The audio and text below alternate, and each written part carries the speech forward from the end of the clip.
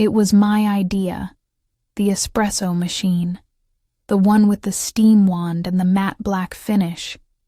She had shown it to me 3 months ago, during one of her dramatic sighs in the kitchen, when she said her dream mornings would include homemade cappuccinos and oat milk lattes. That was before the engagement, before the registry, before everything else blurred. I bought it with my bonus check. The first one I'd gotten in over 2 years. I didn't tell anyone, not even her, because I wanted it to feel like something that mattered, like I mattered. The gift table at her bridal shower was curated like a Pinterest board. Eucalyptus strands and soft taupe ribbons.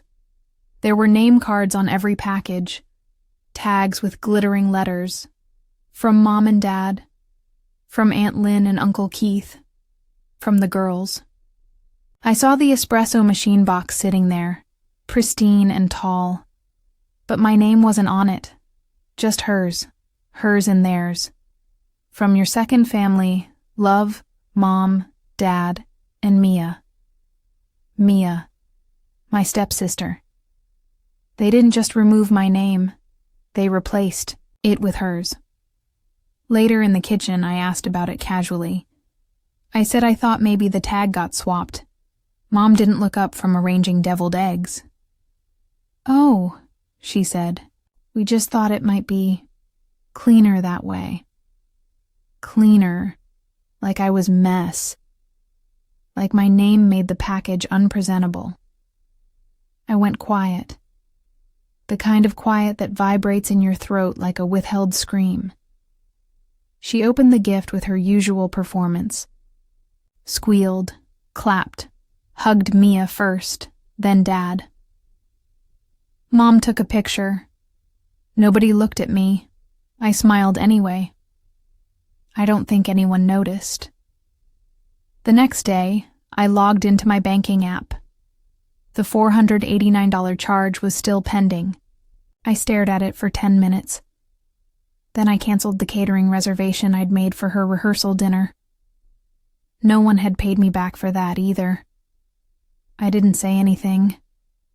I just let the silence do the heavy lifting. It wasn't always this obvious, the way they looked through me, the way they leaned closer to her voice, the way the heat in a room moved toward Mia, like she was the hearth and I was the smoke. But now, looking back, I can see it in the grain. The first Christmas after Dad remarried, Mia and I were both 12. I bought everyone hand-painted ornaments from the school fair. Little bells and candy canes with glittered initials. I stayed up late drying them with a hairdryer so they wouldn't stick to the tissue paper. On Christmas morning, mine were still in their wrapping. Hers were on the tree. They said I was too quiet. They said she just had a sparkle. "She lights up the room," Mom would say, pouring coffee over a sleepy brunch, as if I wasn't sitting 3 feet away. "Be more like Mia," was always the undertone. "Smile more. Speak up. Wear color." Mia could cry and be forgiven. I could speak plainly and be told I was cold. She wrecked her car at 17 and still got a replacement within the week. I got a scholarship and they forgot to show up to the award ceremony.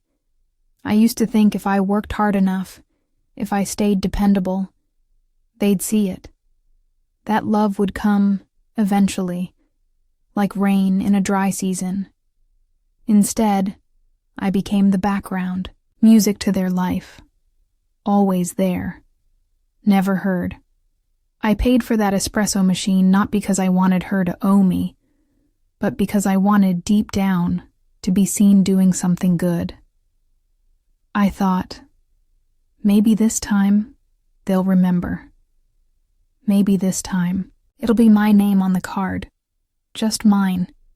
Instead, they erased me again, and now I think I'm done trying to matter to people who only see me when they need something signed, sorted, or paid. The strange thing is how the hurt doesn't arrive in a storm.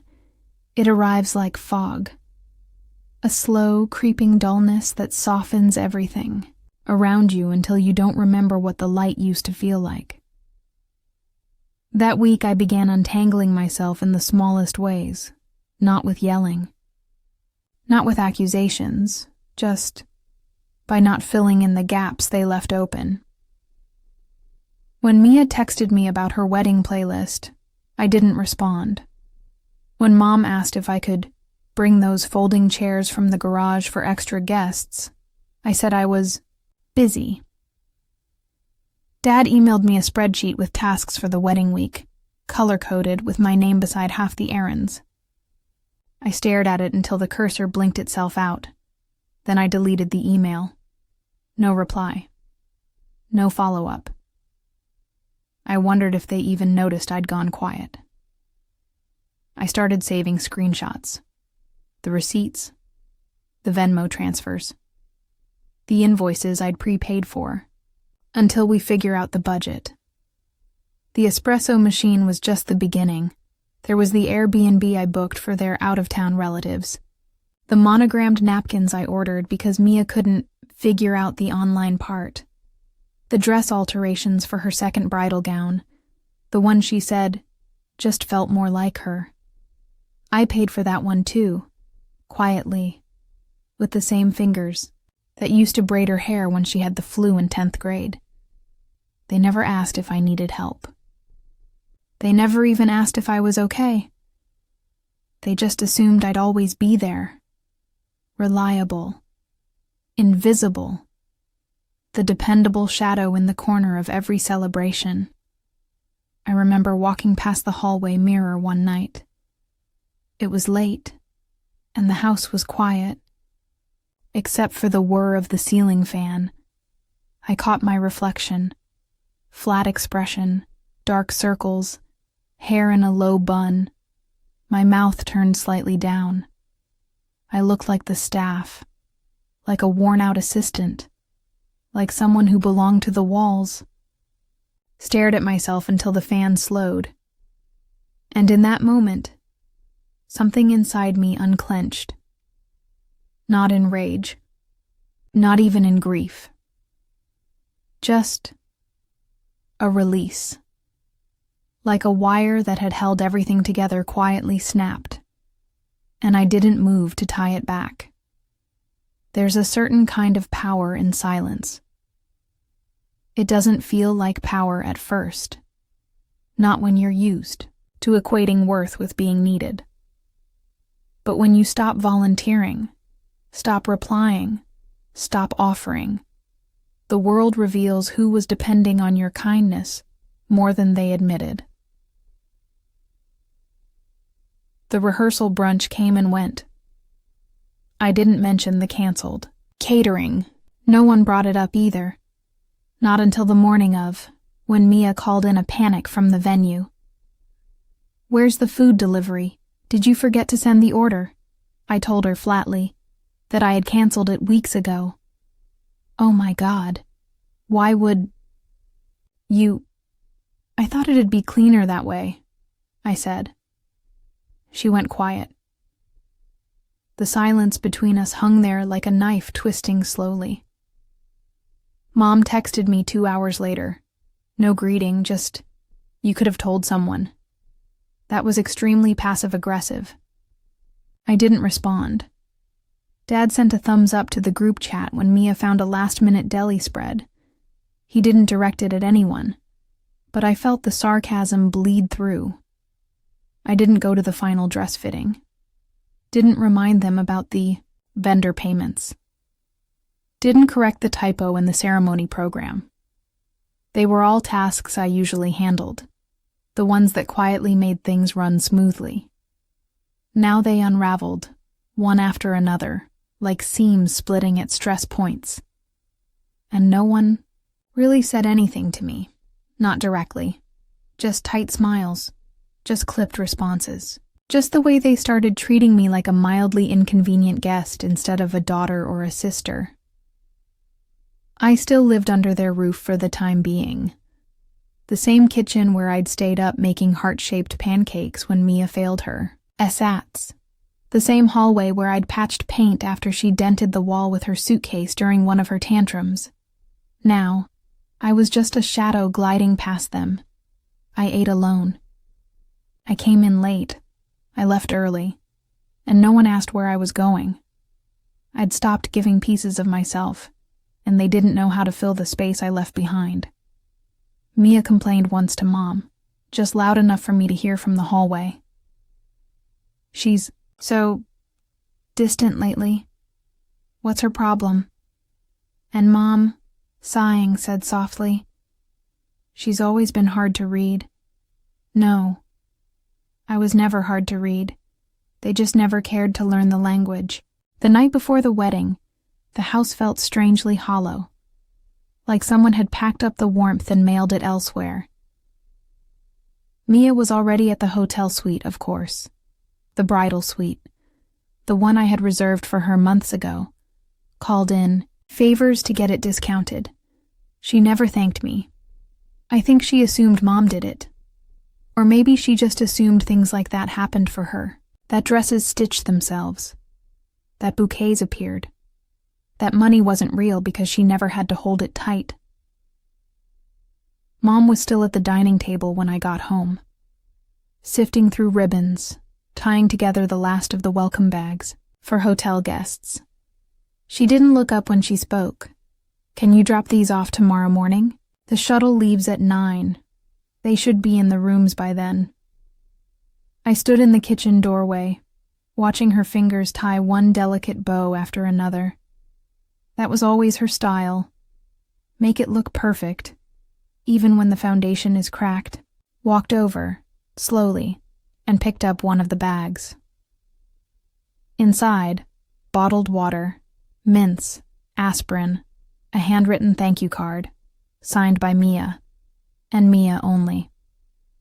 No mention of the person who designed the card, paid for the printing, stuffed half of them last week alone at the coffee table while everyone else was watching Netflix. I set it back down gently.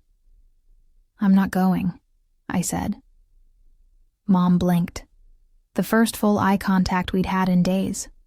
What do you mean? To the wedding. I'm not going. She scoffed like I'd made a tasteless joke. Don't be dramatic. I'm not, I said quietly. I just think it's cleaner this way. The words hit her like a draft from a door she thought was closed. She didn't argue, didn't cry, didn't beg me to reconsider. She just looked away. That hurt more than I expected. Not because I wanted her to fight for me, but because a part of me still thought she might. Still thought she'd say, "You're right. We forgot you. You mattered, more than we showed." But all she did was reach for another bow, another neat illusion to keep things presentable. That night, I lay in my bed, the same one I almost gave up when they offered Mia my room 2 years ago, claiming she needed more space. The espresso machine sat unused on the kitchen counter. She didn't even take it with her to the hotel. And somewhere between 2 and 3 a.m., I opened my laptop and logged into the joint planning folder we all shared. I deleted my access. Then one by one, I revoked all the payments that hadn't processed yet. The shuttle deposit, the overtime florist fee, the photographer's second shooter, quiet erasures, nothing dramatic, just returning the balance. In the stillness of early morning, as the sky paled into soft gray, I stared at the ceiling and felt something I hadn't in years. Weightless. Like someone had finally cut the thread between me and a version of love I was never meant to carry. I woke to silence. Not the kind that feels empty. The kind that feels earned. There were no texts, no missed calls. Just the hum of morning traffic and the gentle drip from the sink I never got around to fixing. It was the day of the wedding, and for the first time in months, I had no list to check off, no timeline to follow, no one hovering in my messages with, "Hey, can you real quick?" I made coffee in my chipped mug, the one no one ever reached for during family breakfasts. I sat cross-legged, on the floor with my laptop open, watching a show I liked without having to explain why I liked it. It felt absurdly simple, like I'd stepped sideways out of their world and into my own for the first time. Around noon, my phone lit up. Mia. Where are you? Mia. The shuttle driver didn't show. Mia. Mom said you weren't coming? WTF. Mia. We can't find this extra vows card. Wasn't that in your folder? I didn't answer. Instead, I walked to the window and looked outside. The sunlight pressed against the glass like it was trying to get in gently, not demandingly, not all at once. Later, Mom called. Once. Then again. Then silence. I imagined her standing near the church doors, clutching her clutch, her jaw tight. I wondered if she finally told Mia who had really paid for the shuttle, or the hotel bags, or the invitations, or the deposits that quietly bounced. I wondered if they felt it. That invisible scaffolding they thought would hold everything, collapsing under its own indifference. Not out of spite, but because the one person who always held it together had quietly stopped. That afternoon, I wandered into a bookstore I used to love. Picked up a second-hand copy of a poetry book I once lent to Mia, which she never returned. I sat by the window, letting the smell of paper and old ink fill the spaces their voices used to echo in. A girl at the next table was laughing with her friend. Not loudly, just honestly. It hit me how long it had been since I laughed like that. Back home, I opened the group chat. Photos were already flooding in. Mia in her lace gown, kissing her new husband. Dad standing stiffly beside her, looking exhausted. Mom with her usual forced smile, slightly off-center. No espresso machine in sight. Just shadows of a celebration that felt like a staged play, missing a few pages. That night, I didn't cry. Not because I wasn't hurt, but because I had already grieved them long ago. This was just the final act of a story I had quietly rewritten. The messages started coming 2 days after the wedding. Not immediately. Not when the music cut early because the second DJ they booked on short notice didn't know how to loop the playlist. Not when the welcome bags were apparently left in the hotel lobby, unopened. Not when Mia tripped over the uneven floral arch and bruised her shoulder before walking down the aisle. No, the first one came once, the compliments faded. Once the filtered photos were posted, the fake smiles liked, the captions written and rewritten and still not enough. That's when they remembered I was missing. Mom, we were disappointed you chose not to be there. You could have said something if you were feeling overwhelmed, as if silence was a tantrum, as if she hadn't trained me all my life to bite down hard and smile anyway. Mia, you really hurt Mom, and me. I don't understand what I did to deserve that. She didn't even mention the gift. The espresso machine sat untouched in their kitchen, still boxed, still labeled in her name. I didn't reply. Not because I wanted to punish them, but because there was nothing I could say that they'd actually hear.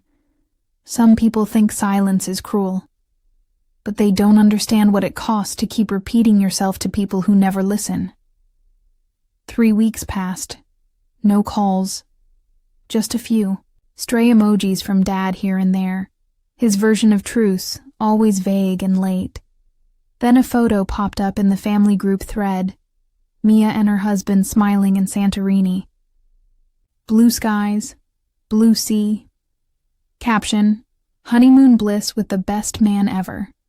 They never noticed I'd left the group chat weeks ago. Instead of waiting for more apologies that wouldn't come, I started moving.